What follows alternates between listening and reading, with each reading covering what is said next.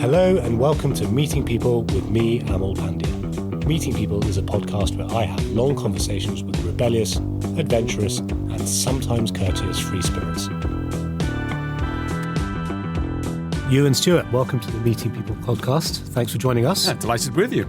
So just to introduce you very quickly before we dive into the meat of it, you're the director of the International Institute of Monetary Research. Have I got it the wrong way around? The Institute of International Monetary Research. Correct. Got it. Yeah, got it. That's the one. Yeah. The University of Buckingham. The University of Buckingham. And so we'd love to talk about that at some point. And then you're on the UK Growth Commission as well. Correct, that's right. Or the UK No Growth Commission, as we are right now. So how we get some UK growth back would be something we'd like to solve today, if possible.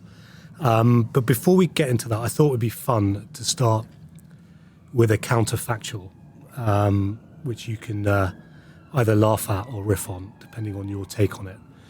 But I want to go back to the Scottish independence referendum, which was 2014? Yeah, right? Yeah, exactly. 2014. Yeah. So scenario A played out. Let's take scenario B, which is Scotland rejects Project Fear and votes to be independent.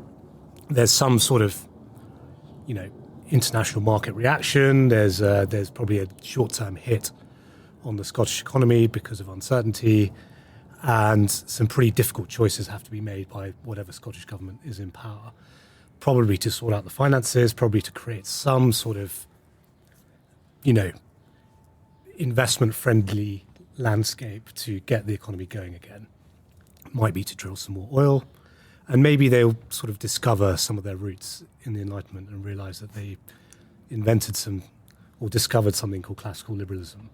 And all of a sudden, you've got this northern neighbour to England, which is cutting taxes, cutting spending, cutting red tape, and then England is losing business and losing its edge, and so has to follow suit. And you get this sort of competitive tension, and not necessarily Singapore-on-the-Clyde, but you have this rediscovery of what kind of once upon a time made Britain a kind of great economy, which was kind of low taxes, low red tape, and kind of high growth. Could that have happened? In the long term, possibly, but very unlikely in the short term, actually. The referendum result was pretty close, but there was a decisive no in the end. But I think that the problem is that Scotland has inherited a position through its own making, actually, where the state is over half the economy, 54%. It's a public sector, heavily regulated economy. On the assumption it had taken its share of the national debt, which I think it would have done, it would have inherited a very, very weak position. Yeah. Its fiscal deficit is way worse than England's. England's running a fiscal deficit of about 5% of GDP, Scotland's 12-13%. Wow. So that is an unsustainable position, actually. If you ask me, the SNP were exceptionally lucky not to win that, because they'd have been in real trouble if they had. You'd have had to either raise taxes, which had been counterproductive, there'd have been capital flight, or cut spending, in which case their support would have been very upset. So I think they dodged the bullet. Now, it's interesting. Could Scotland succeed? It could, actually, but only if it adopted a totally different policy set. And now, you pointed to their historical roots in classical liberalism, and there is an argument that Scotland created the modern world. I think that's an oversimplification, to be honest. Yeah. But we obviously think of Smith and Hume and Ferguson and many other great philosophers, and indeed the Industrial Revolution. A large part of that, not all of it, was formed in Scotland. What I find extraordinary about the Scottish National Party and nationalists in Scotland in particular is that they haven't actually looked across the water to Ireland.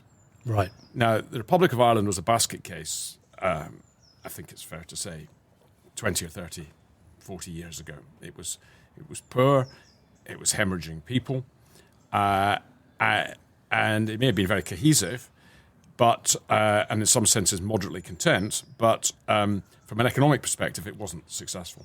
But actually, Ireland have adopted an exceptionally successful model, and they've taken Ireland from being, let's just say, a bottom quartile European country in terms of wealth, to one of the richest countries notionally. Now, some of that is an illusion because of the way the taxes are collected. But Ireland has become a prosperous country in a way that it simply wasn't. Scotland can't copy Ireland. That would be not wise. It hasn't got the power, actually, unless it was independent, to copy Ireland and in any way that ship has sailed, because there's, to an extent, a harmonisation of corporation taxes. But Scotland does have tools that it could use, and one of them is income tax, actually, or it could look at stamp duty. So what is interesting, there's an election going on in Scotland at the moment, and the opinion polls suggest the Scottish National Party will win again. I think the reality is different from the headline. They will win the most seats almost certainly, but their vote share will probably fall from about 45% to about 35. So it's a big drop in vote, but the way the opposition is split may mean they win a lot of seats. We'll have to wait and see. But they're doing the opposite of what the Republic of Ireland has done. They are ultra-progressive, ultra-high tax, ultra-redistributionary, ultra-regulatory, and they're driving business away. But for the first time, actually, it's really quite interesting, in Scotland there's a choice, because under Malcolm Morford, who's the leader of reform in Scotland, they've actually come up with a costed proposal to cut taxes. Right. So their initial proposal is that income tax is 1% less than the UK. It's currently more. And as the economy starts to recover, they'll move to minus 3%. And I think if Scotland... And that creates that competitive tension again. Yeah, and I think that'd be good for England, actually. Yeah. I support the Union. I want to see the UK continue, but I don't think there's anything wrong with competitive tax competition in the UK. Will Reform win the election in Scotland? I don't think they will this time. But Scotland is quite sick, economically, culturally sick, I think. And I think the cultural differences between the average Scottish voter and the average English voter is not as great as people consider. There is still a classical liberal bent in a proportion of the population, actually. Yeah. And I think people are beginning to see that Scotland is failing. It's significantly underperforming. So I think in the medium term there's a little bit of hope, actually. Reform won't win this time, but maybe ideas like that might win next time. But to your question, the SNP dodged a bullet. If Scotland had been independent, they would have been a death spiral, and ultimately, post that death spiral, what would have happened? Maybe there would have been a free market revolution, because I think that's the only way a country like Scotland can get out of it. And just the last point I would make on this is that there is a precedent of something going horribly wrong, and quick recovery and quick redemption. And if we look to the Republic of Ireland in the global financial crisis, they didn't have their own central bank, so they weren't able to print money, and in the way that the UK government was. Ireland had a massive property boom, this Celtic Tiger idea, and what then happened was the banking system seized up, economy collapses, absolutely collapses, and the fiscal deficit absolutely mushrooms in Ireland, and they're heading towards an unsustainable public debt level. What is their response? It is to cut unemployment benefit by 20%, to cut teachers' pay by 20%, to cut nurses' pay by 20%. They designed a plan that everyone had to... They explained this was an emergency. Yeah. The pain was shared across a lot of people, not just one or two, which I think is the right way. If in a situation like that, you can't be vindictive. And the result was a very quick recovery. Ireland's paid down its public debt. It's been growing at regularly north of 5% per annum. So we've done the opposite, not just in Scotland, but in Britain as a whole. We've taken short-term fixes. We have regulated, we've taxed a bit more, we've controlled, we have been very generous on welfare, but actually all the time it's slightly undermining the edifice. Yeah. And do these reforms only happen in crises? Is it possible to sort of course correct rather than be facing the cliffs before you can, scramble for action? It's a good question, and I suspect there has to be a crisis of some variety. I mean, if you look in the British example, 1976-77, the UK facing very high inflation, significant labour problems with the unions, and a feeling of despair, and eventually, actually, an emergency loan from the IMF, which forced the Labour government to change tack and actually adopt some cuts themselves. And that, I think, probably the Thatcherite revolution would have been a lot harder without that event. Certainly, the example I gave in Ireland came out of an emergency. We're seeing similar things happen in Greece, actually. There is Southern Europe is probably doing better than the wine-drinking countries are probably doing a bit better than the beer-drinking countries economically. If it's only cyclical, who knows? But I agree with that. I mean, Britain, France, and Germany are all, for subtly different reasons, actually, seriously struggling. The two that are in most trouble out of those two, in my view, are Britain and France, actually, because I think they've got unsustainable budget deficits, they've got very high public debt levels, and I think they've also got, certainly in the British case, an extraordinarily inefficient state.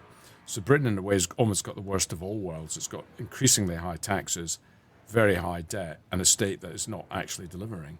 At least in France, there's a sort of slight feeling its health service is a bit better than ours. I don't think it's a model we should follow, but France has got far too much debt as well, and it's got a political paralysis, which is quite threatening for it, I think. Yeah, the joke is that Britain is a hospital service with a broadcaster attached, and I like that. We kind of let's zoom back a bit. Back when David Ricardo was writing, he came up with, as you know better than anyone, the theory of comparative advantage, where you don't focus on what you're good at making, you focus on what your opportunity cost is relative to what other people are making.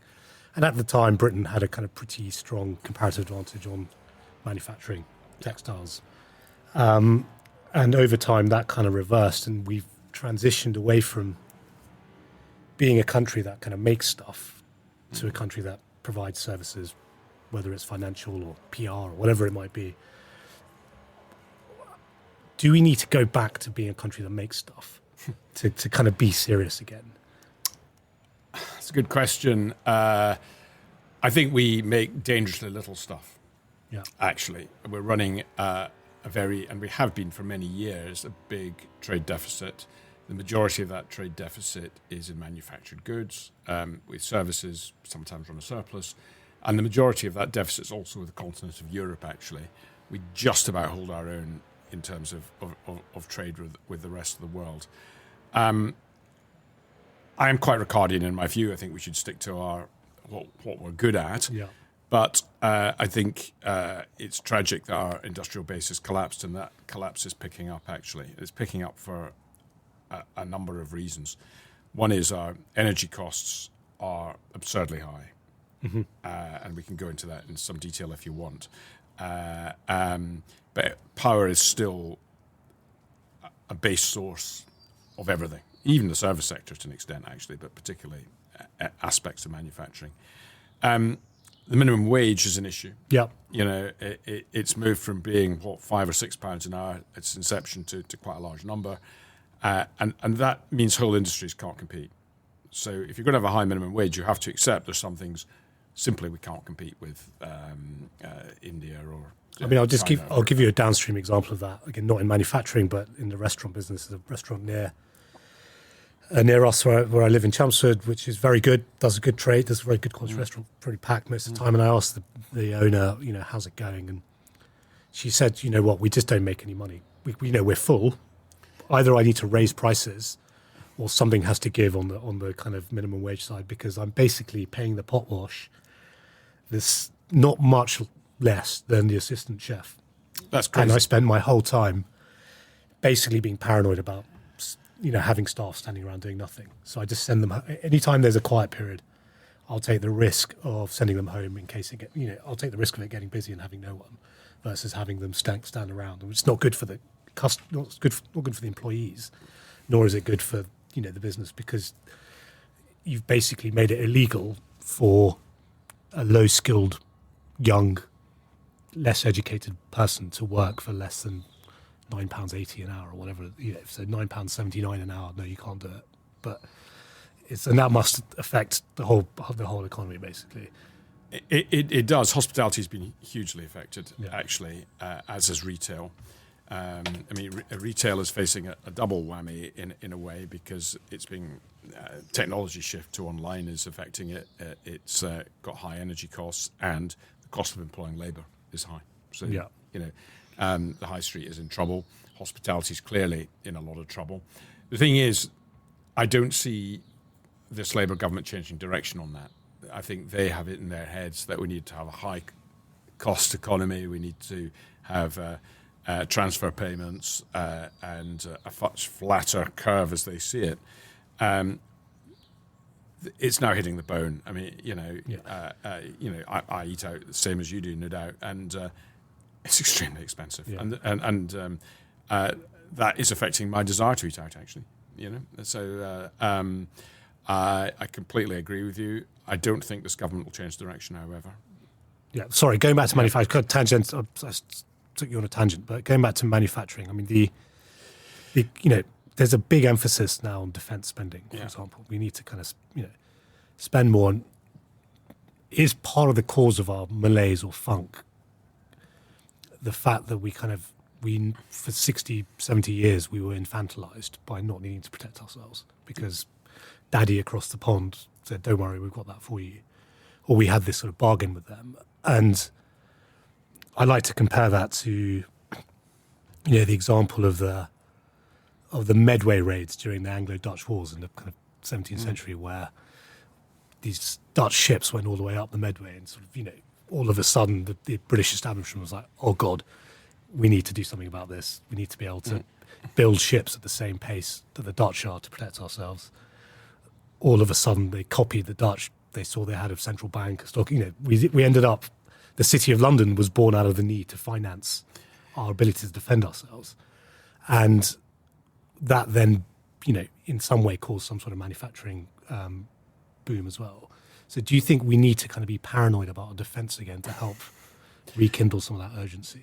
I think many of us have known that the UK's defences were in structural decline.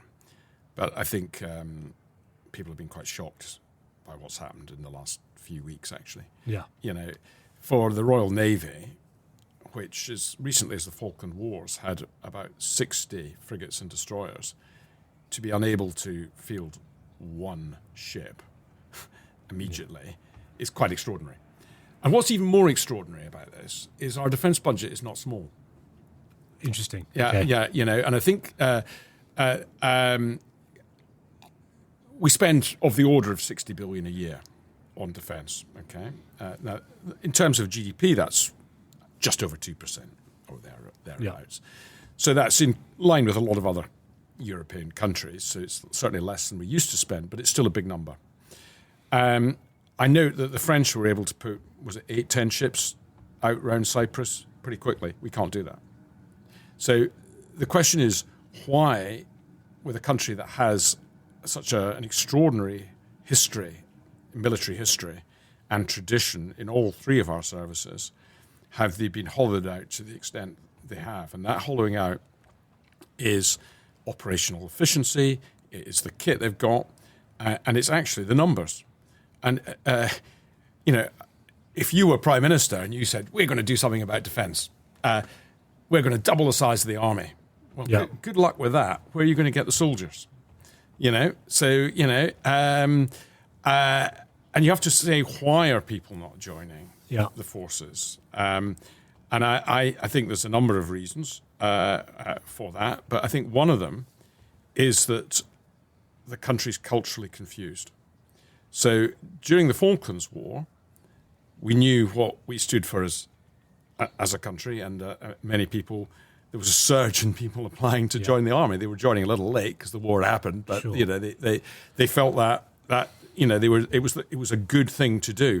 And the World War II was still relatively fresh, right? So there was that sense of, in the memory or in the DNA, through stories from granddad or dad or whatever it was. That's right. Yeah.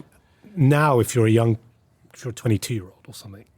But we're being children are now being educated that our history is bad. And this country's wealth was ill-gotten through empire and such factors. Of course, these are complex issues, but that is way too simplistic in my mind. Mm-hmm. So I think there have been all sorts of cultural changes which have made it less attractive and people not sure what they're fighting for. And I think also Tony Blair's and his weapons of mass destruction, which proved to be untrue, in my view at least.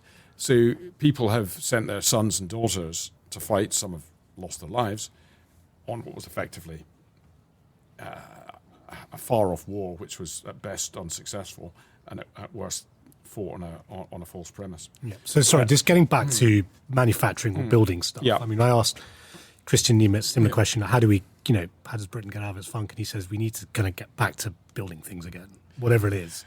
And have you heard of the acronym BANANA? We're a banana republic. So BANANA stands for build absolutely nothing anywhere near anyone or anything or whatever it is. And I've joked with people something similar actually, that we've become the world's first non-economy economy. What does that mean? It basically means that almost half the economy is the state spending. But actually, even in the private sector, large parts of it are highly controlled by the state. So the banking industry is regulated, as you'll know, in financial services, an inch of your life.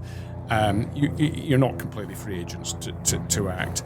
The power sector is highly regulated and controlled. And you've got a very high minimum wage, and so it goes on. So the actually truly red-blooded part of the economy, I think, is really quite small, actually. But I think it's all very well. It's just a bit like saying we'll double the size of the army, as we talked a couple of minutes ago. We can sit in our office and say, we'll double the size of industry. Let's just wait. Yeah. It doesn't work that way. No. Great companies come from an idea and confidence and come from economic geography and skill sets and all those sort of things. But the cost base is all wrong here, unless it's very high-end, high-tech stuff. So you've got to sort the base out. If you want to reindustrialize, we cannot do it overnight. You've got to sort the base out and you've got to create competitive advantage. You do that by having an energy sector that's fit for purpose. Mm-hmm. So not something based on virtue signaling, something that is actually cost-effective, And we are very fortunate that we have substantial assets in the North Sea. We've got oil and gas. There's the potential to frack. I get your banana point that not in my own backyard, but we could create, not immediately, but I would say within 5 to 10 years. And remember, America used to import its oil from the Middle East. It doesn't now. It's a net exporter. There's no reason we can't do the same. So you've got to get your base right. You've also got to accept that it isn't actually being kind, constantly putting the minimum wage up, because you're actually taking people out of employment. Yeah. So we've got to be realistic. It's also inflationary, by the way. So the person earning 12 or 13 pounds an hour in real terms isn't earning that. It's just the whole curve has shifted. And I think our education system doesn't encourage people. I've only got one chum who's actually in industry, and I don't say that I might be smirking, but I'm not smirking. I think that's sad, actually. Yeah. But if you look at schools and universities, people are encouraged to do arts degrees, and nothing wrong with that, far from it. But there's an element of people just don't consider industry. I wonder if that will change, actually, a little bit, because you can actually earn some pretty decent money. I mean, in industry now, and I think it can be quite a rewarding career. Now, we still have, in some sectors, some critical advantage, but it's generally very high-end engineering. It's it's F1, it's elements of defence, albeit just going back to what we talked about, the 60 billion, and where does that go? The thing is, we've only got one tier one supplier of defence, BAE Systems. So what is the right price? We don't know, because we buy the kit from them and they set the price, and we meekly go along with that price. One of my bugbears on this was the kind of ESG movement, or the kind of that effectively made defence investing too expensive. So the City of London, or the international investors stopped investing in defence companies, which pushed the cost of capital up, and then forced these defence companies to consolidate, because therefore then you ended up with four primes or eight primes that then had way more pricing power, rather than a decent diffusion of kind of competitive tension, which is a separate issue. So basically, to get Britain building again, we need to sort out minimum wage and sort of employment legislation, let's say, make it less risky to hire people, whether it's something like the Equalities Act or things that just make it, remove the power from HR departments somewhat to call the shots. And we need an energy policy that is not based on virtue signaling, and then for importing North Sea oil from Norway at a higher price rather than actually drilling it yourself. That mindset shift, that points, if we were to do that, that would point to a completely different mindset shift. Probably a bit of a MAGA type, national spirit to want to do that again. Are you sensing in the country that the appetite for that, or in Scotland, for example? You're saying that there is a sense in Scotland, for example, that, that the sort of social democracy experiment is, on its last legs. The country's deeply split, I would suggest. I think there are a good number of people in different parts of the UK that would recognise the conversation we're having, and think that there needs to be national renewal. There's an awful lot of people, though, that are quite comfortable with the ESG, let's just call it that, world. And they make a very good living from it. To put it bluntly, the managerial state. I mean, the state is employing 2 million people more than it was at the time of COVID, all on pretty decent salaries, all on very attractive pensions. And there's the quasi-state, which isn't the direct state, which is around that. And you've got the university sector. There's a huge number of people who have a vested interest in keeping the status quo going. And I think you see this in opinion polls. So, at one level, YouGov has an opinion poll that suggests Reform are going to win 450 seats. I don't think that's going to happen, You actually look at, Labour won the last election on, correct me if I'm wrong, but of the order of 35% of the vote of the country, okay? He got fewer votes than Jeremy Corbyn, is that right? I believe that to be true. Yeah. No party at the moment, including Reform, is anywhere near 35% in the polls, okay? Right. But what I think is interesting is the Progressive Alliance, and I would define that as Labour, the Greens, the Liberal Party, and the Scottish National Party, are polling high 40s in the polls. In aggregate. Yeah. The Conservative Alliance, Reform, Conservative, maybe Restore, are maybe 51, 52. So very, very close. So to your point, is there an appetite? There's an absolute appetite among some of the population who realise the country's going in totally the wrong direction and needs radical reform. But there's another group of people who have a vested interest in maintaining the status quo. Yeah. And that's why I think the next election is going to be one of the most consequential ever. And we could debate how much power political parties have, and that in itself is an interesting subject. But if the Progressive Alliance wins in 29, and on balance I don't think they will, but it's only on balance and it's too soon to be sure, it'll be very difficult to turn this country around, because you'll have then had a couple of generations of really quite heavily leftist government, and the vested interests associated with that get more and more entrenched. So I think we've got one shot at turning this round. I hope we can do it, but I don't take it for granted. So you touched on this, the I guess what people call the blob, or the deep state is what they call it in America. This sort of, are you familiar with conquest laws? So Robert Conquest said that he had 3 laws, but the second one was, unless an organization is specifically right-wing or conservative in its constitution, it will migrate to being a left-wing organization. And then the third law was most mature institutions are controlled by a cabal of their enemies. So if you were to take of that, what the institution stands for, its enemies. So the civil service is a kind of maybe there's lots of very good people that work in the civil service, but there's an argument to say the goal of the civil service is no longer to implement the democratic will of the people through as demonstrated as in an election to a government and then outputting policy. It's to keep itself and its own interests kind of entrenched. So this kind of blobocracy where it doesn't matter what government is elected, they try and pull these levers and sort of, yes, minister, we'd love to do that, minister, but unfortunately there's legal ramifications. We'll cut back to you in 6 months with a proposal or whatever it might be. It kind of just it will never happen unless someone's willing to kind of machete the blob.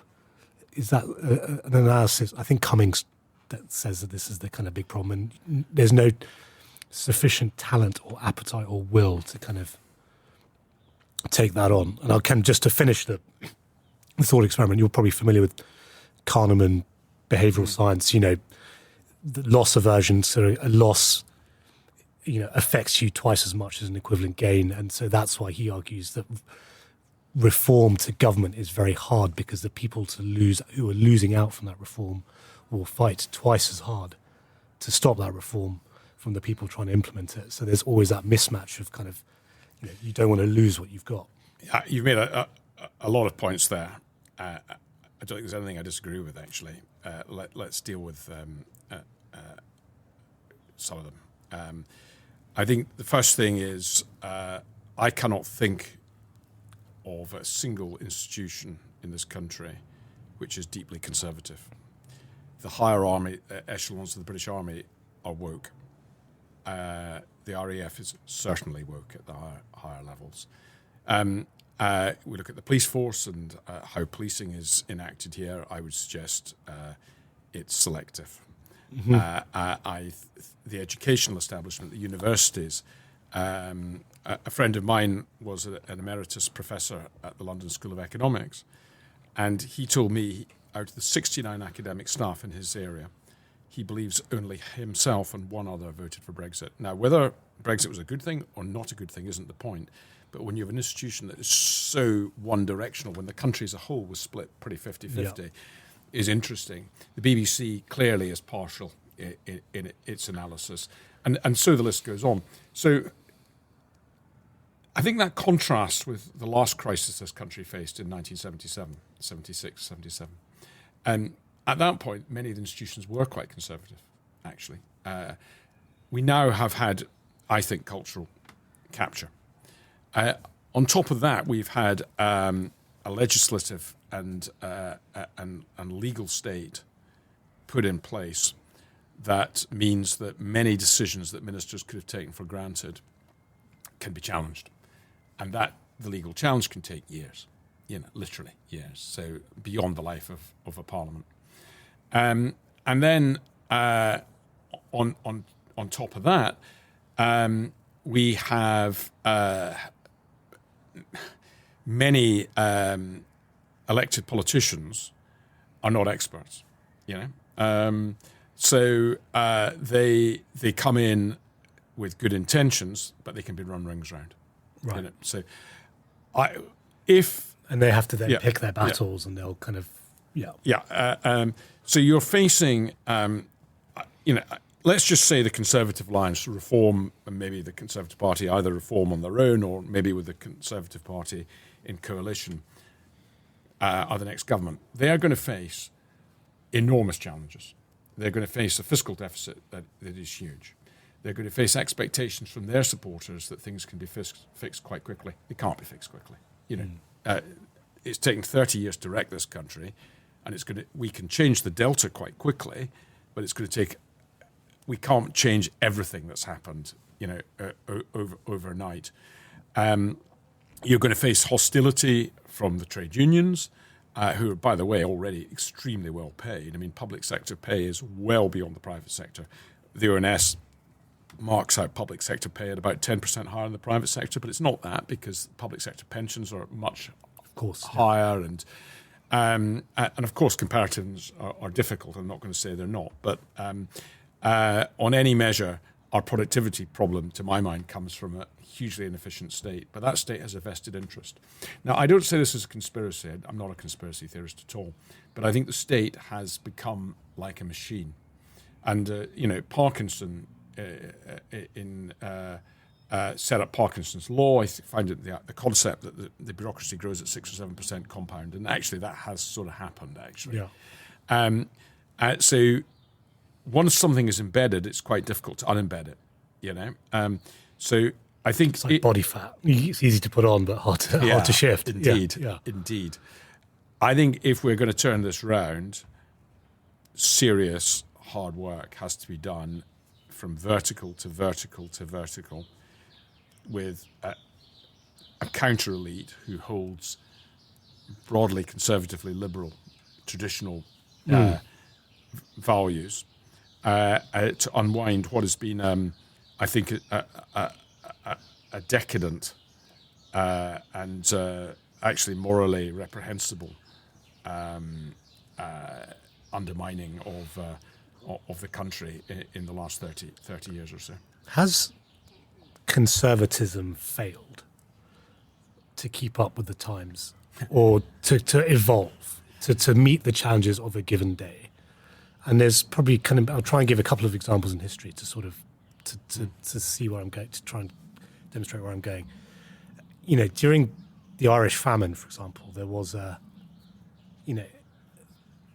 sense. This is from the interview I did with Andrew Femistow, who's an expert in 19th century liberalism or radical liberalism and the Irish Land War, where too much of the British establishment was kind of like, well, there's a lack of supply of food, so we couldn't interfere in the market.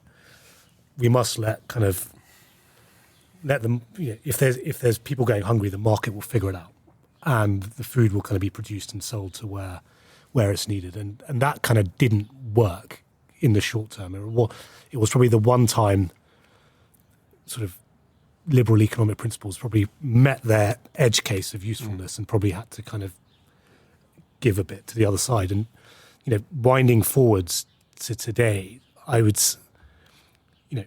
you said you're broadly a follower of the Ricardian model. Has sort of free market economics not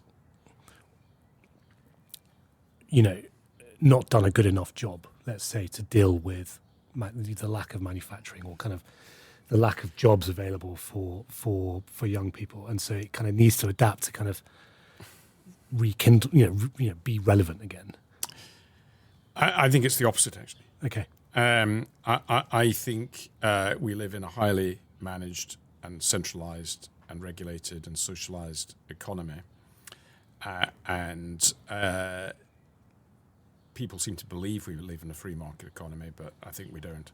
Yeah. And I think if we actually move more in a market direction, more in a classical liberal direction, many of these good things would flow. I'll give you an example. I watched a video by Zach Polinsky.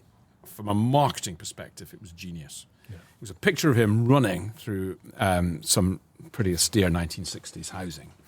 And he started walking slowly.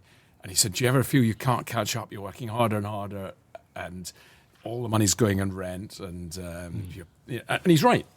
At one level, he has spotted a problem. But his solutions are entirely wrong.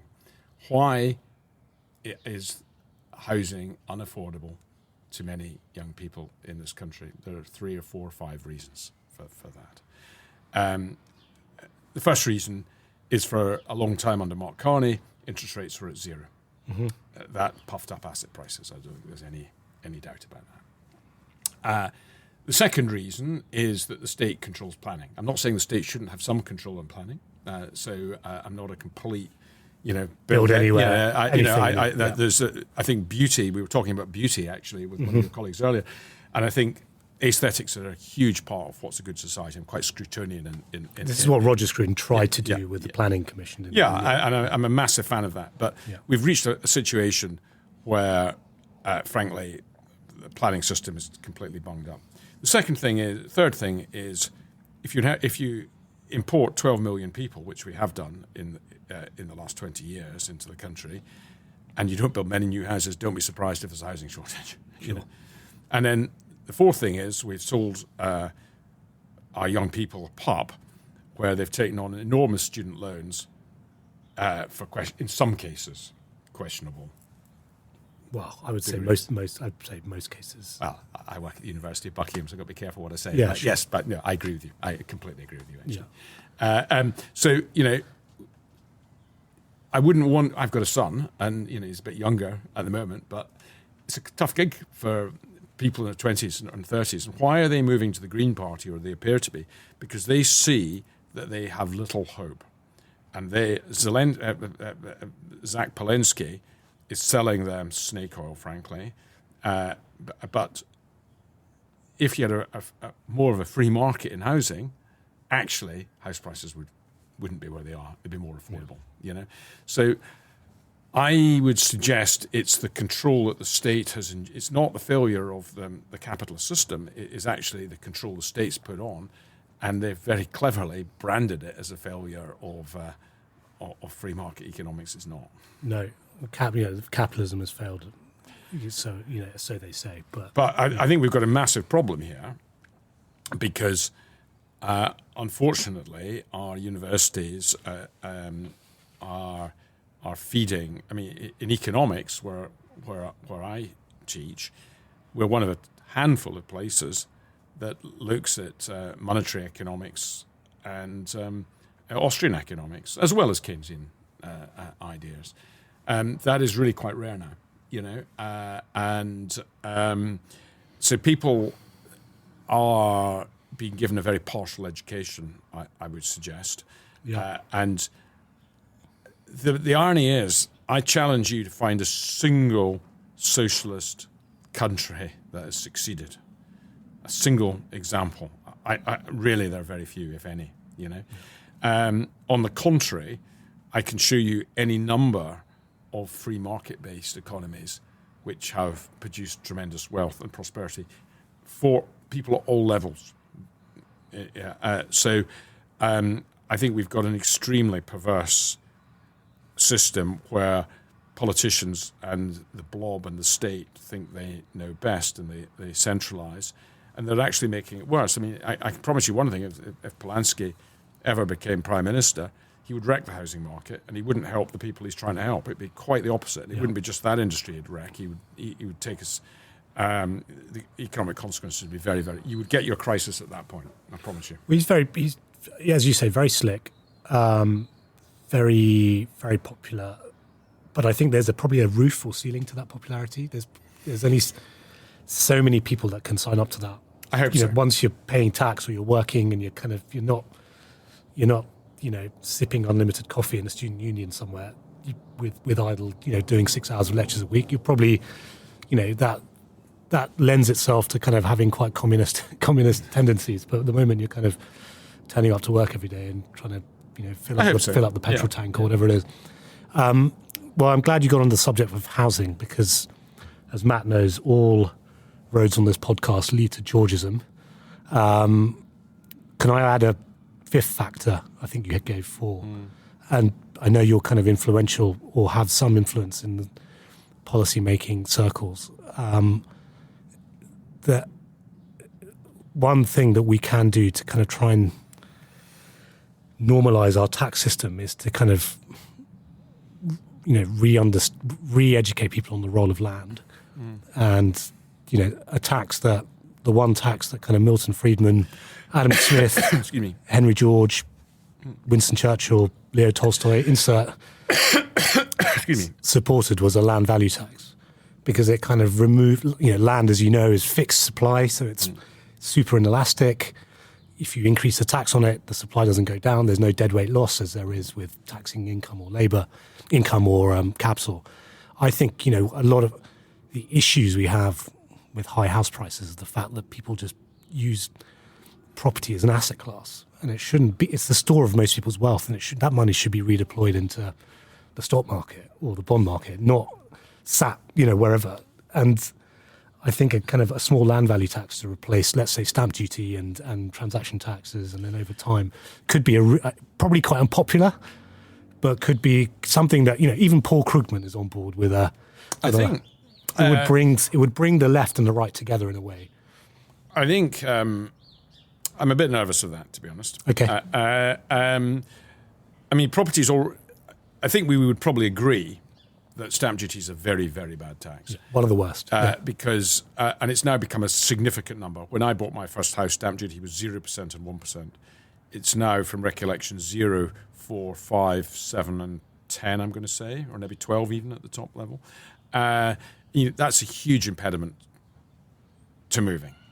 So, and actually, if transactions are low, that affects kitchen retailers, decorators, dare I say, estate agents. It has a very, very strong negative impact. If you're going to reform the way property is taxed, it's got to be done in a proportionate way and in a stable way. So, one of the problems that we face in this country is no one knows where they stand.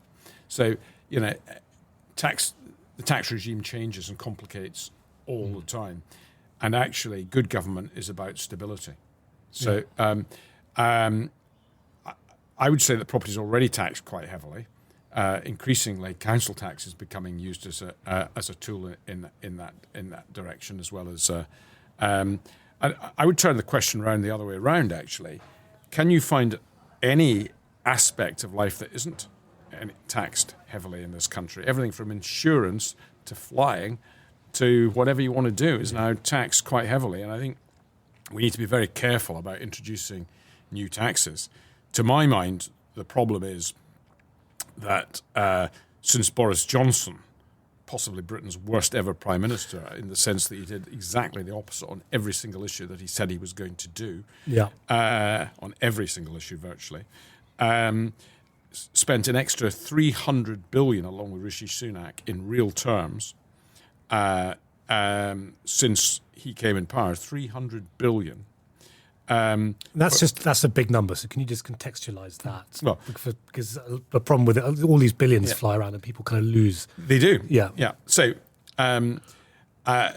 this is an OBR number. So, on the eve of COVID, the British state spent about 960 billion on public services. Okay. After accounting for inflation, the OBR estimate that somewhere between 250 and 300 billion of increased expenditure has occurred. That's in real terms, okay? Yeah. So the state spends an extraordinary £44,000, £45,000 for every family in the country. And the question is... And we've got great extra service for that spending, haven't we? There's hardly a service. I mean, we talked about our military, nowhere to be seen. But, I know this is a bit of a cliche, but in all seriousness, seeing your GP is not very easy. It used to be a lot easier, and there's lots of other examples. So I think the question isn't so much taxation, it's spending. And we, I think, have services that are remarkably poor. So if you take health, okay,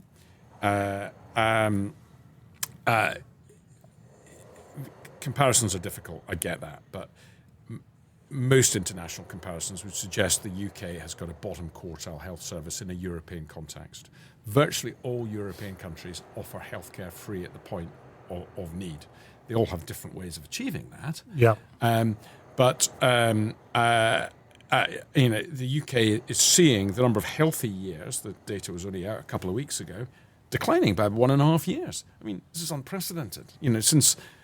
Since penicillin or something. Yeah. I think longevity has increased virtually every year over the last 200 or 300 years, and particularly since 1900. And we're now starting to go the other way. That's pretty significant, I would suggest.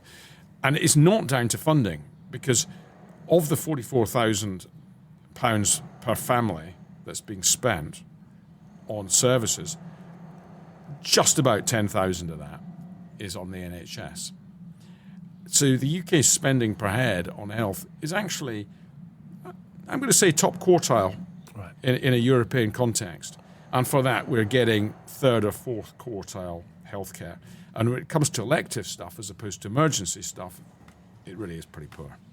So, I think we've got to start a conversation as to what's wrong. The NHS, and this is from my recollection, is employing about 20% more people, and the number of outcomes is declining. Yeah. So, it isn't money, it's structure. And I think we need to have a grown-up conversation, about that. And I think we need to have a grown-up conversation on why there are over 9 million people of working age not working. If you've got the funds to fund yourself, that's fine. If you are seriously handicapped in some way, any civilized society is going to help you. But there are far too many people, I think, opting not to work, and we need to have a serious conversation about redressing that, because the 350 billion that's being spent a year on welfare, and half of that's the old age pension, by the way, and the other half is not, is too big a number. Yeah. And then you have this sort of Ponzi scheme where you have to kind of plug the gap with unskilled migration, basically, to kind of keep because you've got 9 million people not working, and cost, probably rightly or wrongly, there's a lot of jobs that, the wages would have to go up to attract British people to do those jobs, and people from poorer countries are willing to do those jobs for a lower salary than. Would you accept that the thing that I guess no political party or no one's, the immigration thing is an issue. It's the big issue of our time, I would say, as you've probably pointed to, but it is connected to the fact it's not a standalone issue. It's connected to the fact that you've got a big welfare system, you've got free education, free health, and you've got a bureaucracy as well, and a highly regulated employment market. So all these things have to be addressed at once, rather than just if you did nothing to all those other things and cut migration, we would have a big economic problem. I think we've got a bad trade at the moment. We're hemorrhaging about 250,000 people are choosing to leave this country each year. Many of those people are young 20-somethings who are university educated and don't think opportunity here is great. Okay? Yeah. And a proportion of them are older people who have said, I'm just not prepared to pay this tax any longer for what are very poor services. So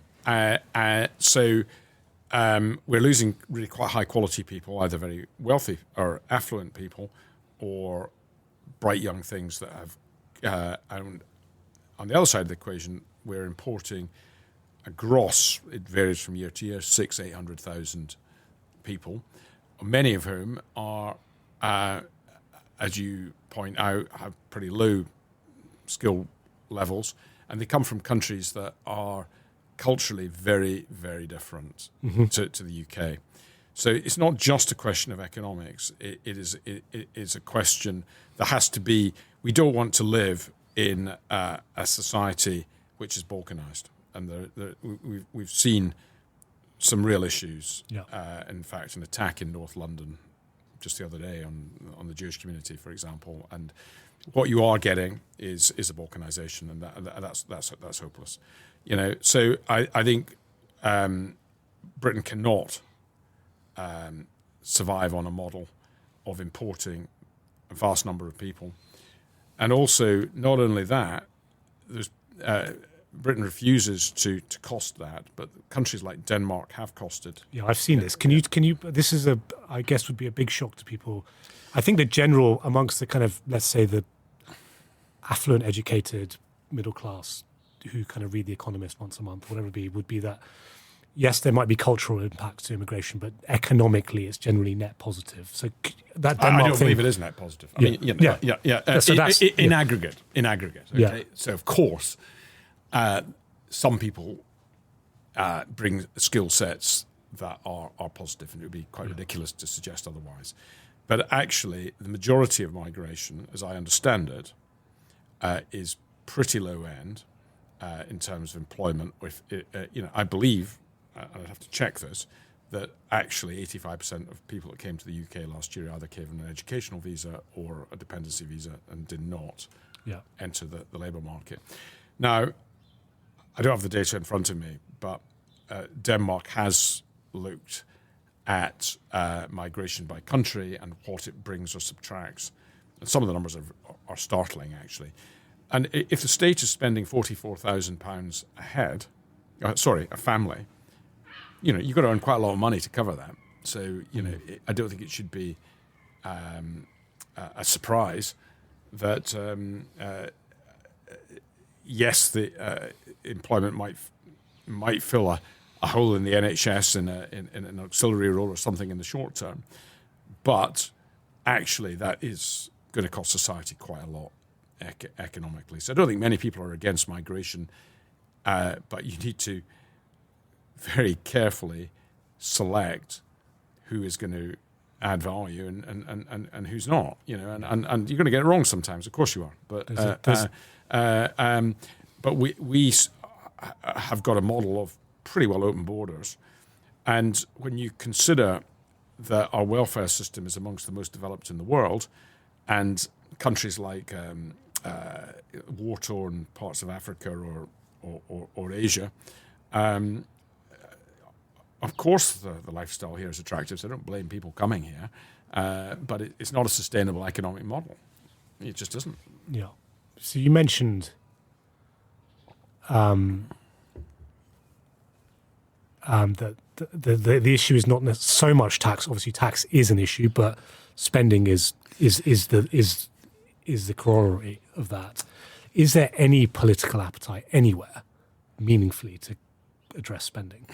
I hope there is. I think it's clearly not within the Labour Party. They don't get this. But to be fair to them, they talked again. I know what they said and what they did was, but when the first thing Rachel Reeves said, look, we found this black hole and we need to try. We got to. They raised taxes to address it, which obviously, but there is a consensus that the public finances are out of whack. Yeah, they are. But the spending side is the issue. I mean, unfortunately, the Conservative Party were in power for 14 years and they adopted socialist policies. The degree of spending increase, particularly since lockdown, is unprecedented in peacetime. Okay, unfortunately, Rachel Reeves doubled down on that and has increased spending further, and outcomes are exceptionally poor. And what this is doing is, well, since COVID, about 1.5 million more people are in work. Okay. All that is from the public sector. The private sector hasn't grown its employment at all over that period. So, in my view, you can't really have tax cuts unless you're prepared to tackle spending. So is that what undid Liz Truss? Well, that's a big debate, okay? I think if you look at what had happened beforehand under Rishi Sunak, they had printed 400 million, and they had funded furlough and run up extraordinary deficits. Liz Truss's proposals were quite modest, actually. She was looking at about 50 billion of tax cuts, and I have misgivings about the way the central banks acted. Actually, just leave it like that. Yeah. But unfortunately, the optics of that is that set back the movement, let's say, somewhat. Yeah, it has. But I think actually the analysis is wrong. I think whatever colour, whether it's light blue or dark blue, in assuming one of them or together they win, they need to be very careful to send a signal to markets that they are fiscally responsible. Now, if you look what Margaret Thatcher did in 1979, it's often forgotten. The first thing she did was raise taxes, actually. Mm-hmm. I'm not suggesting we do that because we've had enormous tax increases, in the last few years. But I don't think there should be any tax cuts before spending cuts have been delivered.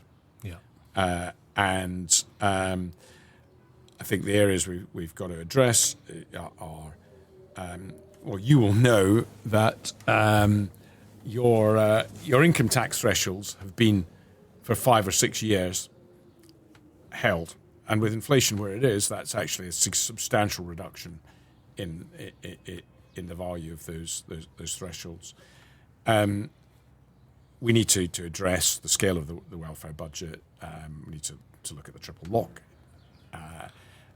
Again, to my something mind, that maybe people on the right have made a kind of Faustian bargain with the pensioners who support higher housing prices and don't want to build property because that will affect I think their property values, and also they've got big pensions, and so this is sort of a death handshake, maybe the Conservative. But I think I go back to what the Republic of Ireland did. Yeah. They fessed up.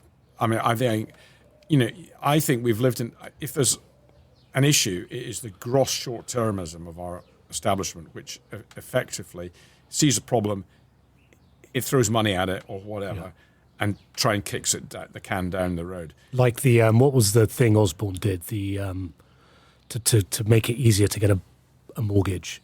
He gave you a deposit guarantee scheme or something like. It was something where the government contributed part of your deposit, and that just pushed up prices. It's kind of and obviously going to be counterproductive, But that's the mindset that Whitehall has. I think we've got to get. I think, the Conservative Party and Reform and Restore will have their own agendas, so I can't speak for them. But they, in my mind, need to be explaining clearly the problem. I think a lot of people actually can see there's a problem. They instinctively know there's an issue. And what we need to do is plainly and simply explain what has happened. Maybe they think it's a good thing. Some people do think that. Others do not. But at least it gives people the tools to make their mind up. And I would say that most rational people would say that short-term decision-making and constantly throwing money at a problem has not worked. So there's no easy solution to what has happened, to my mind. We're over-trading, and the pain is going to have to be shared. But to use the Irish analogy, and actually what's happened in Eastern Europe as well, recovery can be very quick. This country has still got phenomenal strategic advantage in many areas. It's got a financial services industry that is extremely strong. It's got cultural assets, it's got sport. I mean, where else has got the Premier League, Wimbledon, Twickenham, Lords? These are world-class assets. You might laugh and say, so what? But they're pretty big, actually. Yeah. We've got the universities and science, let's say. So absolutely. I'll give you an example on that. Again, let's go back to kind of the cultural mindset part of the problem rather than the policy part of the problem. I know we're kind of going back and forth between the two, but I think they're so interrelated you can't sort of just separate them out. Example, kind of work professionally with a biotech investment firm based in the US. One of the leading capital allocators to promising therapeutic science that's either developed by universities, or so they find an interesting drug asset, put a company around it, invest money into it. And one of the partners there kind of gave a talk at I think it was Oxford, the science group at Oxford, and he was part of a panel. He explained what they do, kind of funding, and he said, it's kind of two observations. He says, look, a lot of backslapping from the panel and the audience about the quality of the science, and yeah, probably if I was to be fair and generous, the science is as good as it is in America, right? But just again, data point of one and all that. But normally after these things in America, when I'm around in the drinks bit after, I have these people crawling all over me for funding, giving me their card, asking me, how can we work together? Can you, I've got this asset, it's really promising. I need some money to kind of finance the trial process. In the UK, there was none of that. There was no commercial, it was either a bit too snooty or a bit too kind of like, there's no kind of commercial hunger. And so the kind of, that desire to kind of culturally go get them and build. I think you've hit on something that's really important, actually.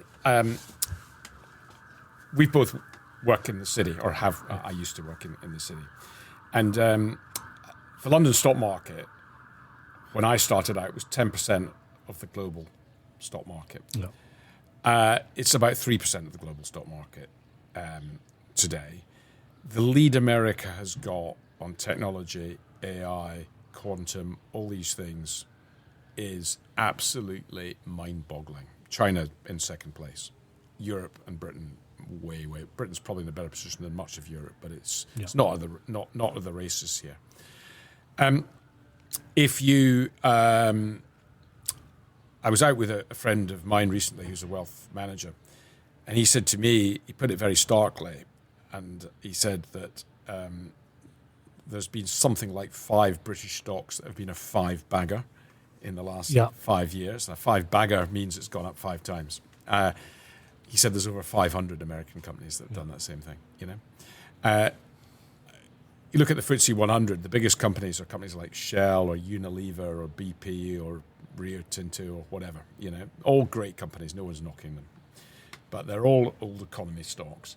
Contrast that with the biggest 10 American stocks, which are about 10 times the size, by the way. If not or China. Yeah. And we invented the Industrial Revolution.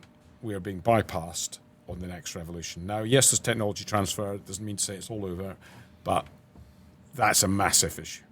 So our politicians are fiddling while Rome is burning, frankly. They're throwing a little bit of money at this vested interest group or that little vested interest group, but the big picture's moved on, So Britain likes to think it's got influence, and I'd like to think we've got some influence as well, don't get me wrong. But this is the last generation that will have any influence if we continue acting in this very self-centred and short-term fashion, to my mind. And again, going back to the defence point, so Silicon Valley was born out of a defence. Yeah. That's the origin of that kind of innovation was to be at the forefront of so Lockheed Martin, that sort of skunk works approach, and they've having become pretty woke over the last 10, 15 years, probably a consequence of zero interest rates and tech, the software innovation. They're kind of refining their roots somewhat now. Companies like Palantir and Anduril, who are tech disruptors in the defence space.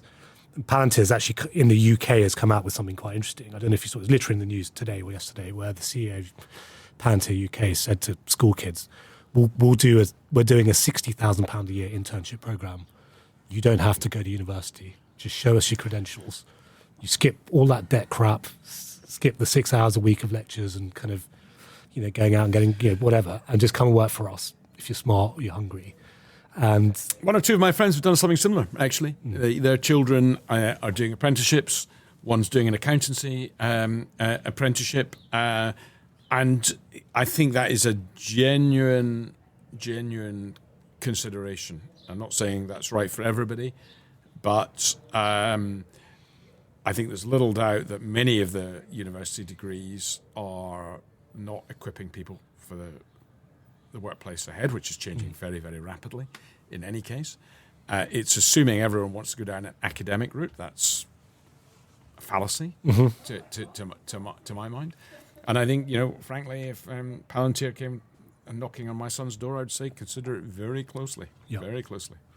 So we're starting, you mentioned the kind of cultural assets and the kind of the foundation that Britain had has at the moment to build on. Let's start building a picture of hope. It's been a bit gloomy for the last part of the conversation. So kind of how do we, can it get worse? Probably. It can get worse. And it probably will get worse before it gets better. But going back to that thing at the beginning about we need a proper crisis to be able to affect change. But what gives you optimism? What gives you hope that there's light at the end of the tunnel in some way? Look, this is still a blessed place to live. We've got there's a lot of smart people still here. We've still got, as you point out, major strategic advantage at some of our top universities in science and medicine. The cultural assets are enormously valuable, actually. Whether it's rock music, classical music, the West End theatre, there's probably no place on the planet that is as culturally creative. And that is a fantastic thing, and why a lot of people want to visit Britain, actually. The English language is an enormous strategic advantage. We have strategic advantage in financial services, which is in structural growth. I think that it's under threat by excessive regulation. And let's get back to buyer beware. Take responsibility for yourself and your own decisions. We have some great architecture, and great museums, and all these sound ephemeral things. I get it, but I just look at countries like Poland or the Czech Republic that were in real trouble when I was much younger, at university at that point. And they were dominated by smokestack industries making stuff no one wanted, cars that were hopeless. Yeah. And Poland, on current trajectory, per head, will be richer than Britain in less than 10 years. So actually, you can recover. Look at the Republic of Ireland. We've got way stronger assets. And not to knock the Republic of Ireland, it's a wonderful place. But Britain has that strategic advantage, and it had what I think was the rule of law, and it had a quiet almost every European country's had revolution. I fear we're now going through a revolution, and one I don't much care for. But there has been a stability here for centuries, and I don't think we've gone over the cliff yet. I think we can actually resolve this, but we can only resolve it by trusting the people, actually, and giving people the opportunity to make the best that they can. So, I despair. I mean, just one small example. This government put VAT on school fees. Okay, no other country taxes education. Australia, do you know what they do? If you send your child to a private school, you get 50% off. You get a voucher because you're saving the state money. So let's do that in private education. Let's do that in private health. Let's create a very strong state sector, take some of that capacity out, so actually that people that don't want to go down that route get seen more quickly. It's a win-win scenario. We can turn this around really quite quickly if there's the will. But for that will to succeed, we've got to break this managerial, defeatist culture that every problem is socialized and money is thrown at it, and we don't trust you, so we know better than you. That is the road to ruin. You touched on buyer beware. Yeah. We don't trust you. I noticed you smirked when I said that. I did. I mean, there's a sort of that paternalism of, which maybe certain parts of the Tory establishment are as guilty of as, the left, where kind of people can't be trusted, or there has to be a kind of elite that takes, the decision making off the kind of the ill-educated masses. But the flips. The kind of radical liberal tradition was very much of a kind of people are inherently good and need to be need to be unleashed. I trust the, as you put it, ill-educated masses. Their instincts are broadly right. I think they're more right than the instincts of the paternalistic elite who profess that they know best. Yeah. They don't know best, actually. They're wrecking this country. It's quite interesting. A friend of mine became a councillor for the Conservative Party in a part of Scotland. I'll be non-specific, so I don't want to embarrass him. But the Conservatives held the council, and he was really looking forward to cutting in and making the council work well and cutting the inefficiency as he saw it.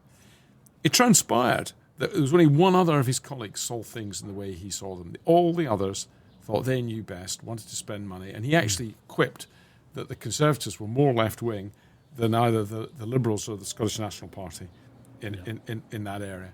They didn't actually... They were semi-grandees that loved to sit there and judge others. And that's just the opposite of what should happen in a good system. So that can be... I touched on it earlier, that has conservatism failed? Let's put it culturally. I think people will say they're a socialist or a radical liberal or a libertarian. If you kind of identify as conservative, you probably keep your mouth shut. You're probably I'm very proud. Well, I know. Yeah, this is why I'm a Scrutonian conservative, really, who believes in the classical liberal tradition. But I think the cultural cachet of being a conservative is pretty low. It's very seen as low status to worry about things like crime or worry about, the country, or that amongst the kind of this, Oh yeah, you're right. My conservatism is a small c. It's not a large political party c for certain, because I think the Conservative Party has failed to defend conservatism actually. And that's rooted in 1997. Is that where the Conservative Party kind of had to doff its cap and go, look, the only way we're going to be relevant is to ape and copy That's a really big question. What was clear is that, and there's aspects of Thatcherism I think was fantastic, and aspects that, so I'm not You're an absolutist. Not an absolutist fanboy, but over the piece, I think it was a force for good. But the heart of the Conservative Party was not that. Not in the post-war period. The heart of it was much more wet and patrician. And sort of paternalistic, and that's still the debate that's going on in the Conservative Party today. Actually, as far as I can see, that between those that don't think there's much wrong with the country and just a little bit of micromanaging will sort it. And this is why I don't think Kemi Badenoch will succeed. Because I think too many of her party don't really buy her agenda, actually. We could debate that. But what was very clear is John Major comes... The rot started with John Major, but it, in fairness, didn't go for a cliff when... Major didn't really buy the classical liberal tradition, which I think is a deeply conservative tradition, actually. And then, of course, Labour wins. And the Conservative Party are in awe of Tony Blair. And Theresa May says, we are the nasty party. Yeah. That is the most damaging comment you can make. I mean, there's two damaging comments that have been made. One is that, and the other is George Osborne's, we need some austerity. We haven't had any austerity, by the way, in the public sector, but if you yourself say there's been that, it's very difficult to counter that argument. And when you actually characterise yourself as nasty, well, don't be surprised if people think you are nasty. So the Conservative Party, in order to ruthlessly try and gain power, went along with the Blairite agenda. That's become enmeshed and embedded in the last 25 years and is now going to be incredibly difficult to unwind. But if this place is to have any hope whatsoever, and the 250,000 who are leaving aren't to reach a tipping point where it becomes even greater, we have to change direction. Now, I just hope and pray that whoever wins the next election has given enough thought and time and understands the challenges they're facing and picks their targets very, very carefully, and understands the legal framework, so they don't spend half their time in court, and they also need a little bit of luck as well, actually, because stuff happens which throws you off course. Yeah, when you're a fragile economy, you're going to be... We've used our luck up because we've gone from being in a fiscally very strong position to a fiscally very weak position.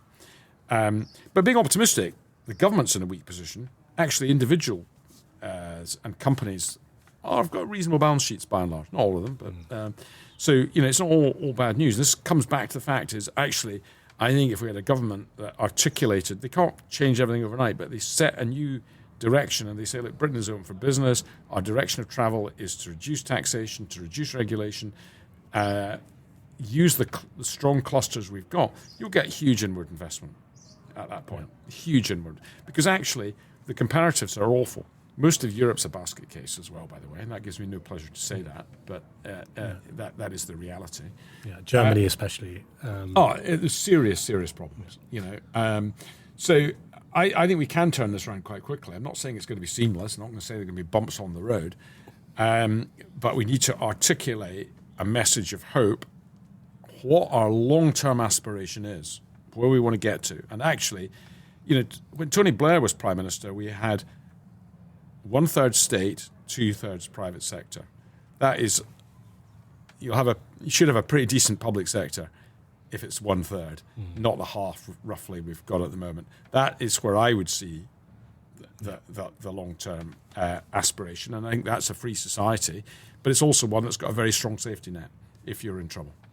So again, as you've alluded to in terms of nasty party austerity, perception is so important versus what is actually the reality. And going back to Thatcher, and when we first met, I was definitely that kind of fanboy, everything, would love to get into arguments, find a socialist in Islington and kind of like, well, you're in Islington now.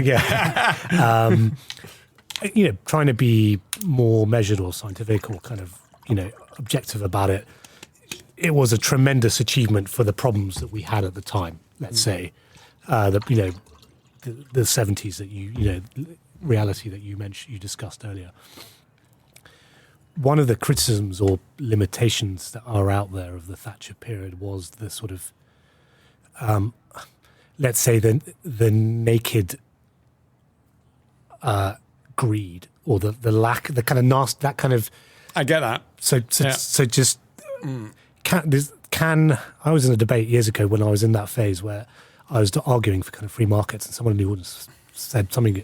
Can free market capitalism exist without Christianity? Without that generosity of giving from the people making the money, the Quakers, the tradition of, and argue what people worry where they don't maybe buy into the free market idea today is that they worry that it's all about, lack of empathy. If you're poor, it's your own fault. You've got to pull yourself up by the bootstraps. Rather than that, actually, the free market was all about charity and generosity from the people who created wealth to give it to the. Well, that's a great question. I think, I'll give you an example. In the 1980s, I was at a football match, and Tottenham Hotspur were playing Middlesbrough. Rich London team, culturally less well off. Not culturally, I don't mean that. Economically less well off. Northern team. Some of the Tottenham fans took out their pockets, without exaggeration, £20 notes, which was a lot of money in the day, and just loads of money. And it was to goad, and I think that was vile. Okay, I get football banter and all the rest of it, and part of it is that. But so at one level it's funny, but another level it's a metaphor. So I think I've quite a unique understanding of this actually, because my grandfather was a minister of religion in a northern mining town in the north of England, and the pit closed. Okay, so in the mid '80s, a big employer employed about 4,000 people, and the town was devastated. And the redundancy payments were quite big actually. Now, a proportion, and I get the culture, Okay, so in this town that was largely a mining town, there was a counterculture of going to chapel and reading, and my grandfather was part of that culture, and he helped build that culture. But there was also the culture of going to the club and drinking 8 pints of beer, and when the pit closed, unfortunately, quite a lot of people spent their windfall, and they didn't live long. But a proportion of people actually did set up little firms, and now that town is different, but it has recovered actually. So I completely get the cultural revolution that was unleashed. Now, the mining industry was collapsing anyway, actually, and as a matter of record, more jobs were lost in mining before Thatcher came to power. But the last bit really collapsed up there. There was the iconic strike, of course. And that left, very bitter scars. And I understand the same has happened in shipbuilding communities and, other heavy engineering communities. I think one has to be extremely empathetic to that, because if you've given your life to something and you're in your 50s or whatever, that's really, really, really, really tragic. To your point, though, about Christianity, I absolutely think I think the major tragedy, actually, and I think it transcends economics, is that we have given up on faith. I'm not so naive to believe that everyone in the country was a Bible-believing Christian, but really, for 1,000 years, the culture has been overwhelmingly Christian. Not just here, but in Europe generally, and it has been based, strongly on Christian values, which I think have played a huge role in shaping Western civilization.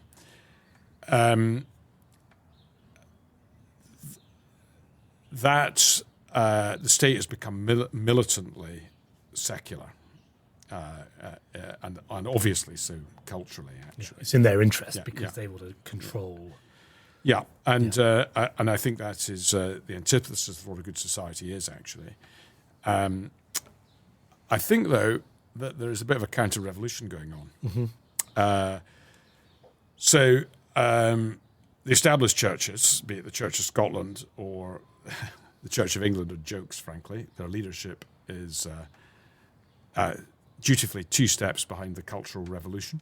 Yeah. So they're not even cool in the cutting edge revolution. So they're not even, So why would you go along to hear, is it Archbishop Sarah, pontificate on? I wouldn't, and not many people are. So just clarify why. Why is it a joke? Because what are they pontificating on? They have adopted the state philosophy. Yeah. Church of Scotland's done it even more aggressively than the Church of England, actually. And the Church of Scotland is collapsing. It's hardly got any members under the age of 50. It's selling off buildings like Billio. For the first time since the Reformation, not one person, I think, put themselves forward to be ordained 2 or 3 years ago. Extraordinary stats. I mean, it is functionally dead. Now, it's not to say there aren't individual churches that are successful. There, of course, are. Mm-hmm. But it is in catastrophic decline. The Church of England's decline is not as advanced as that, but its leadership have abandoned Christian values. But I think there's a counterculture that I don't want to overemphasize, but is measurable. It's tentative, but measurable. Yeah. So traditional Catholicism is rising very rapidly.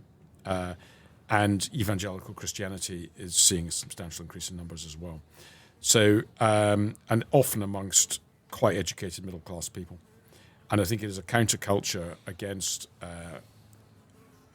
woke ideology. And I think it's a counterculture against materialism and dare I say, hedonism. Now, that is a culture that has been ignored and mocked by certainly the mainstream political parties.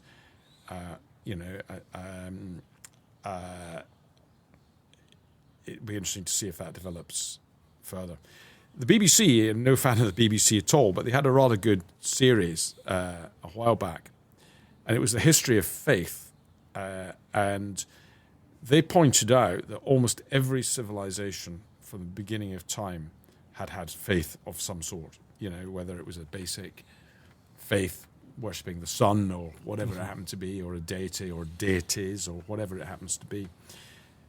And there was also an exhibition, I think, in the British Museum that accompanied this with examples of artifacts from these numerous faiths across the world. But they also pointed out that Western Europe, and possibly America, but we could debate that, has become the first civilization to believe in nothing. I.e., our modern belief is we can be anything we want to be, even the opposite sex to what we are. And so the end point of liberalism is how shall I put it? I mean, is a belief in follow anything you wish. The trouble is that doesn't create a unified society, and it doesn't appear to create much happiness, because the degree of anxiety and health issues are increasing exponentially. So I think God has been replaced by a very strange mixture of an economic control and a personal liberalism, which has broken historic norms. But there is a counterculture that is challenging that. Now, how far that will grow is too soon to say. And there's no religious behaviour has persisted. It's just it's following nothing rather than something ordained over 2,000 years. So, for example, the environment is no longer about, or I think a good open goal for any non-socialist or conservative-leaning movement would be to try and reclaim the environment in some way. Look, it's important, we need to look after it, it's obviously, we have a responsibility to Absolutely. But we can't take a pseudo-scientific approach to it. Well, the approach of the Miliband or Al Gore. I mean, I see Al Gore is now saying we're going to have an ice age, by the way. Have you seen he's changed his mind? He's not changed his mind about the environment, but he's changed his mind about the outcome. Right. I mean, these guys are following a pseudo-religion. I care about the environment, and I believe you do as well, just as much as they do. Yeah. But I take a much more Strutonian approach to that, which is a local stewardship. Based on really on common sense and care for. So do the beach clean, and then I think it was Lady Balfour who invented the organic movement back. About how to farm the land, but looking after it. It's very obvious that if you eat, I'm going to call it first principle food, but food that's not heavily processed and is being well tended and cared for. That is what we've done from the beginning of time, and that, to my mind, is a sane environmentalism, not the pseudo-environmentalism, which actually is about delivering.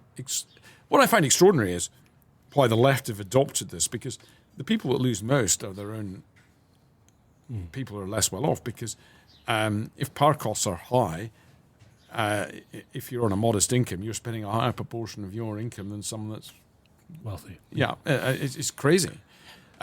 So I think man has always needed to believe in something, and unfortunately we've ditched what worked and was true for something that is pseudo and is not true.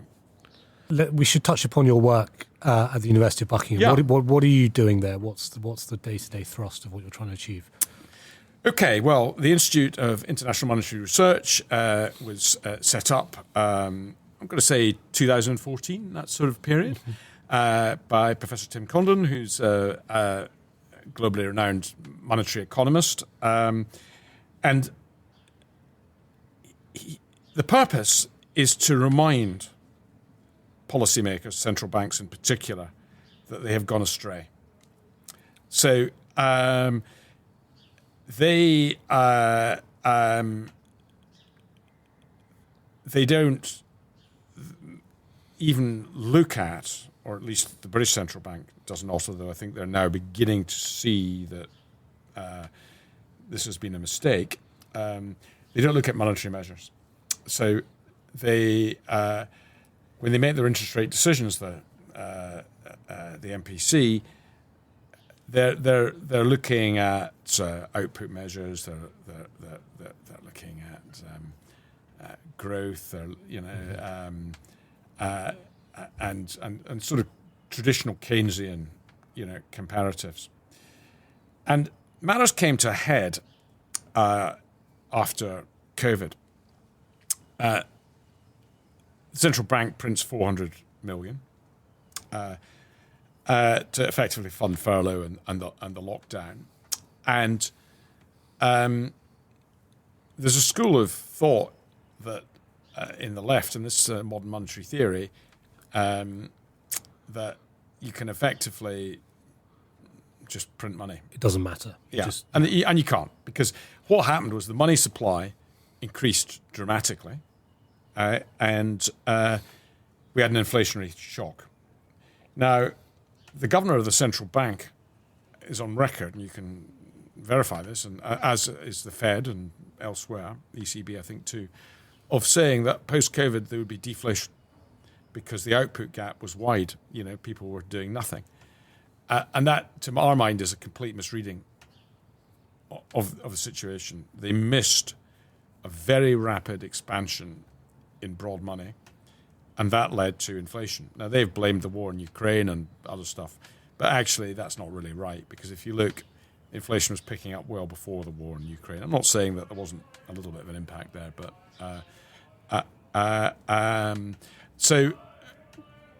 we're getting a little serenading down the road from, I don't know if you can hear that, but we've got an opera singer that lives down the road, actually, so we do get serenaded from time to time. But the bottom line is that we think that the central bank should focus on controlling broad money. Right. And that is the purpose. Now, Buckingham's a really interesting university. That we've got a very interesting set of academics who are focused really on, let's just say, older ideas, which in the past had a lot of traction. Mm-hmm. So I'm thinking of monetary economics as one example, or some of the Austrian ideas, the classical liberal ideas. And that has become rare. It's quite rare that's taught in British universities. So we are still a bit of a bastion there. There's a fascinating department under Professor Eric Kaufmann, Department of Heterodox Studies. What does that mean? Heterodox is, in a way, heretical thought.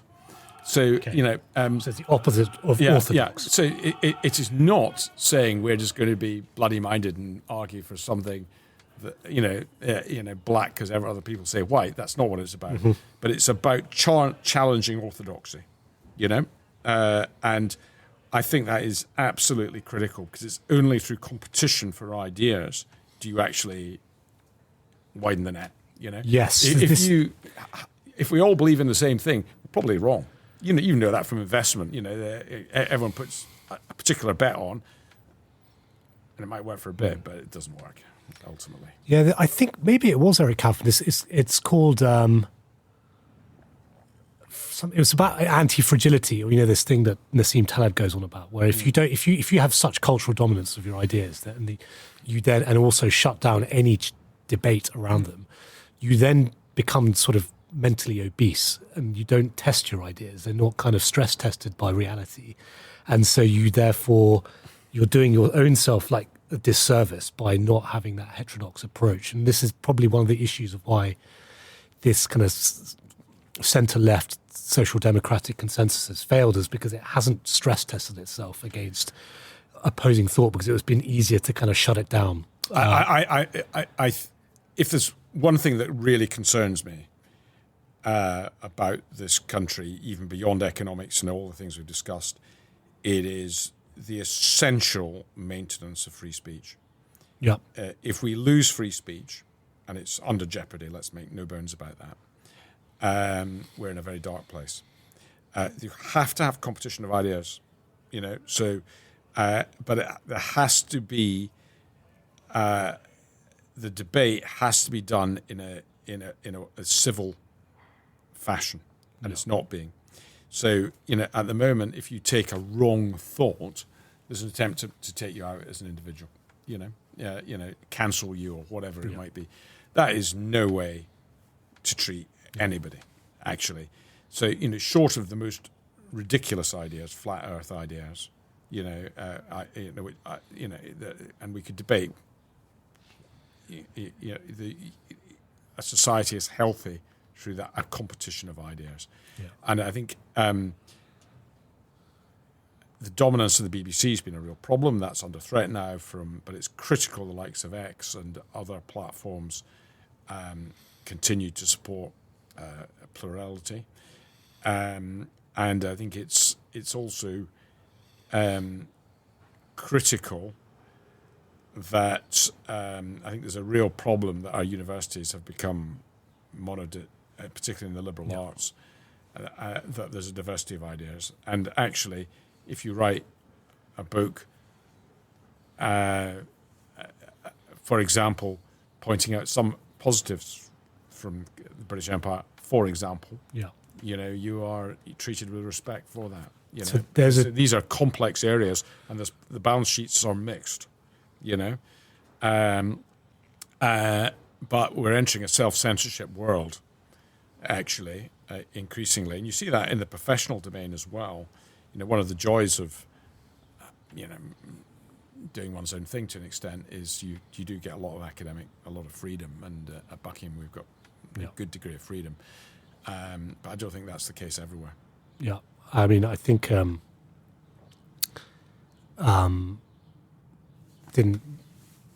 was a joke, I think, probably apocryphal, where John Maynard Keynes went to a conference in Washington about Keynesianism, and he said he was the least Keynesian person in the room because they'd just taken his ideas to such an extreme. Well, absolutely. I mean, and if he was to come back today, he'd be like, God, this is this level of debt and.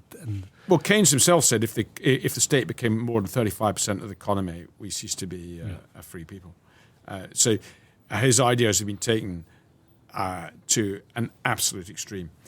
Predicting the future is very difficult.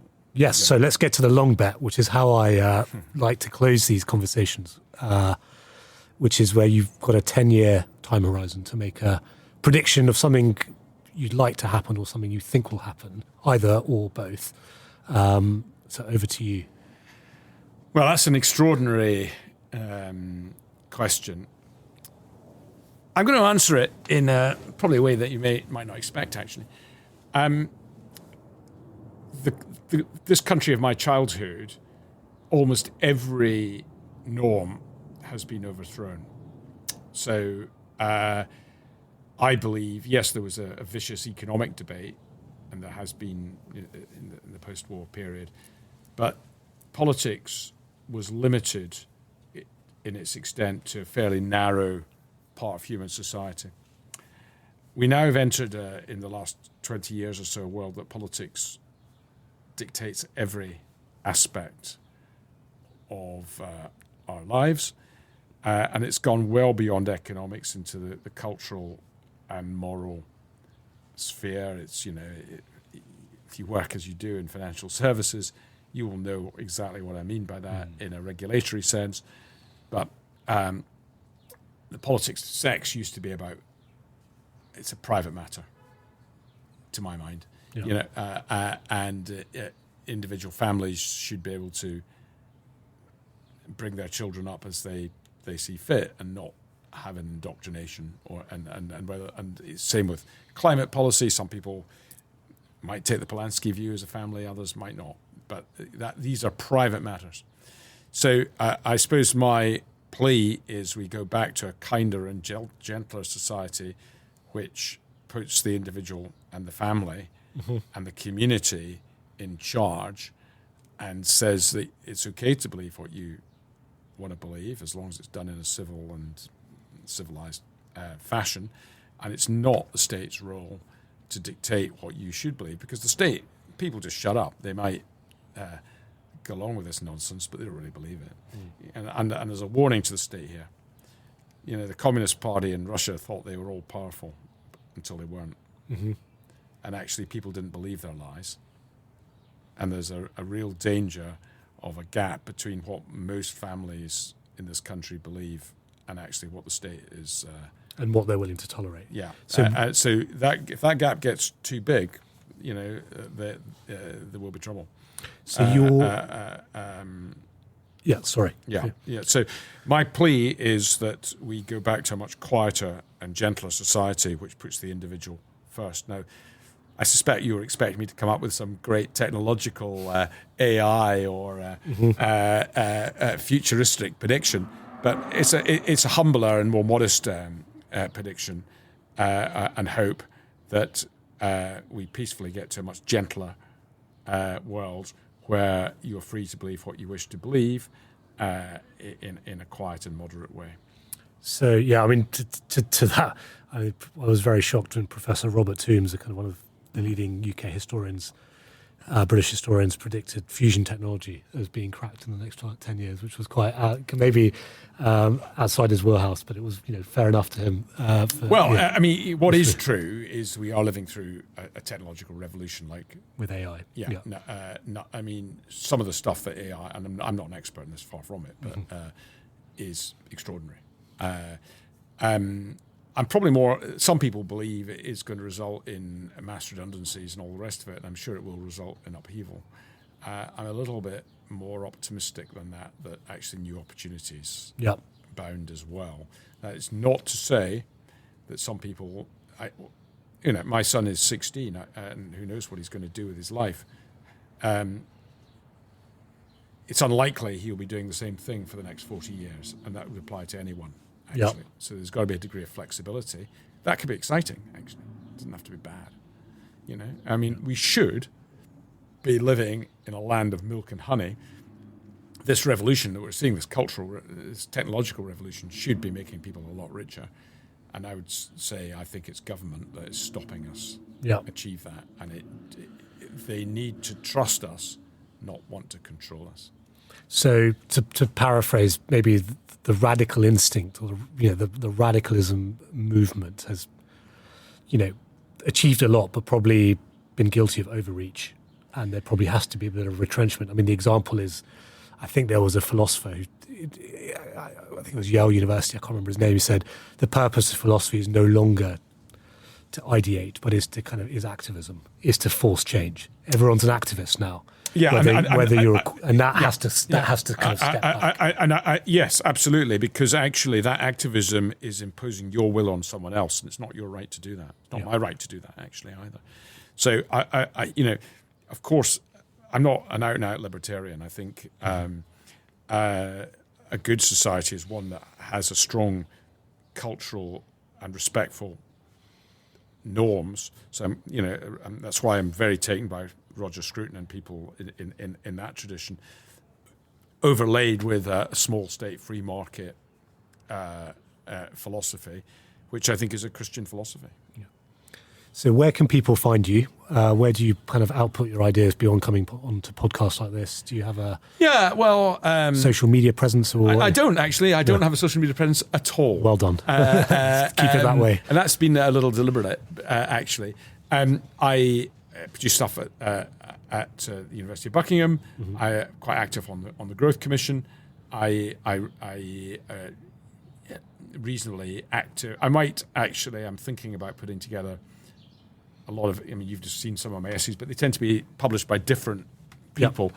I might do a Substack in future. I haven't decided, but that's the sort of direction I'm thinking. But you can contact me at the University of Buckingham if you wish. Brilliant. Ewen Stewart, this has been a phenomenal conversation. I feel like we could go for another 2 hours, but for the sake of our listeners' patience, let's give them a little break and maybe do it again when we can see if your long bet has transpired or not. Or is in that's the process great. And we've been lucky today with the glorious weather, so Yeah. let's hope that continues. Thanks for having us. Thanks for sparing the time. Thank you, everyone. See you soon. Thank you. This has been Meeting People. I've been your host, Amal Pandya. This is a podcast produced by Matt Cooper with music composed by Loverman.